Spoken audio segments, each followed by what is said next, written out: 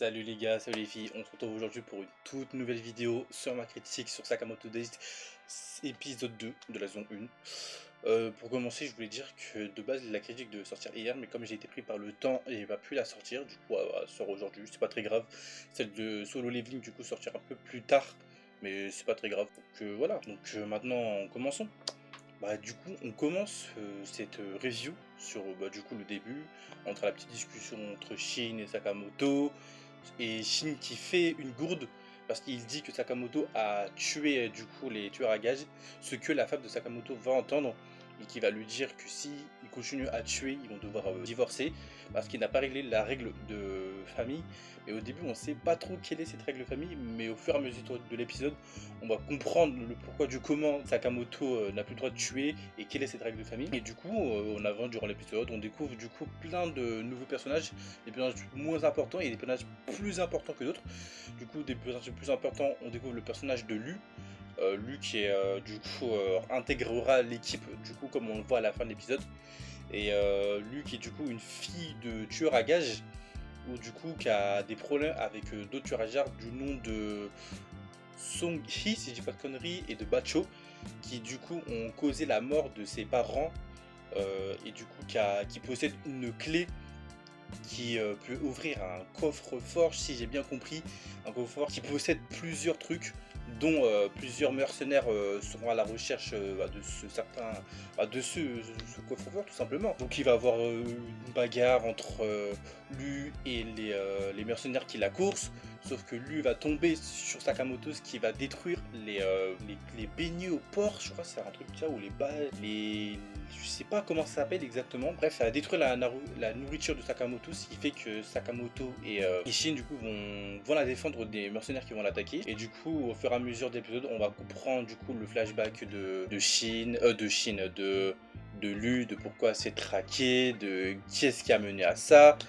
Moi, franchement, l'épisode, pour l'instant, même si je trouve que c'est un épisode assez rythmé, j'étais plus fan du premier épisode.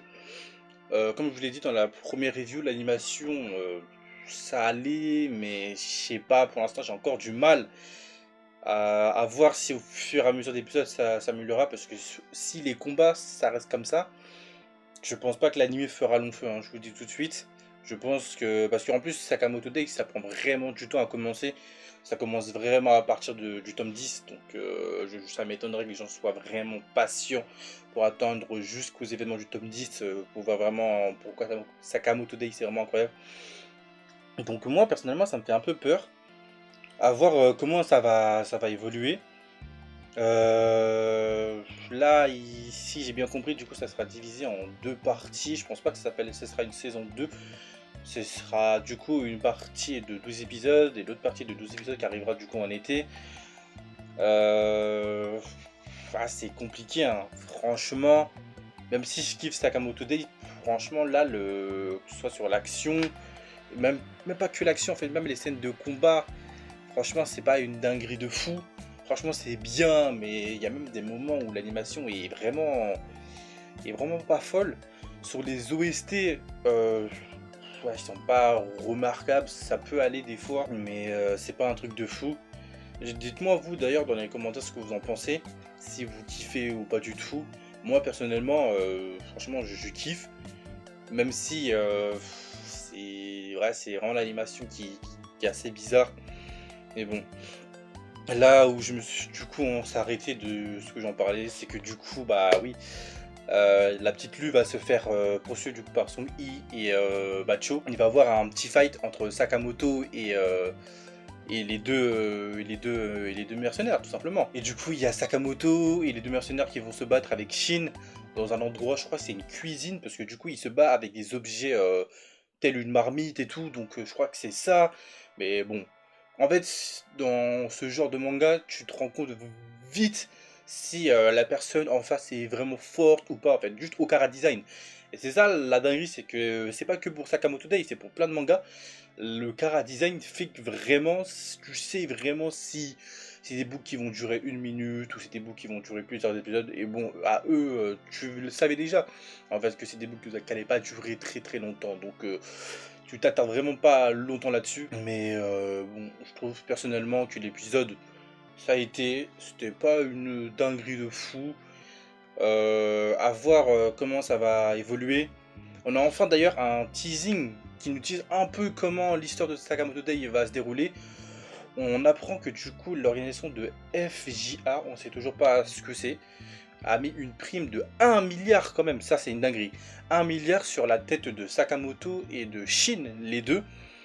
Quand même ça, 1 milliard c'est vraiment pas à prendre à la légère quand même.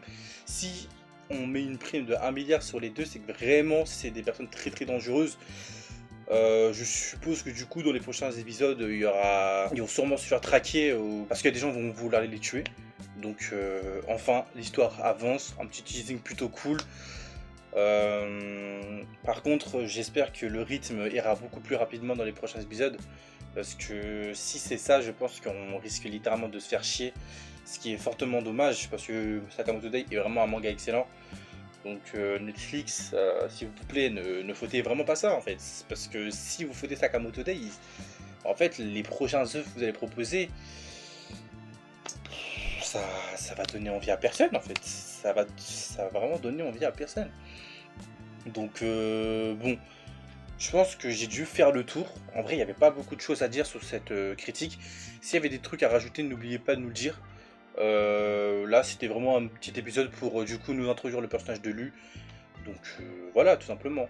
Donc les gars, c'est déjà à la fin de cette vidéo. N'oubliez pas de liker, commenter, partager. Pas besoin de vous le répéter, vous savez. Voilà, du coup, on se retrouve du coup tout à l'heure pour la critique de Solo Leveling. Salut tout le monde.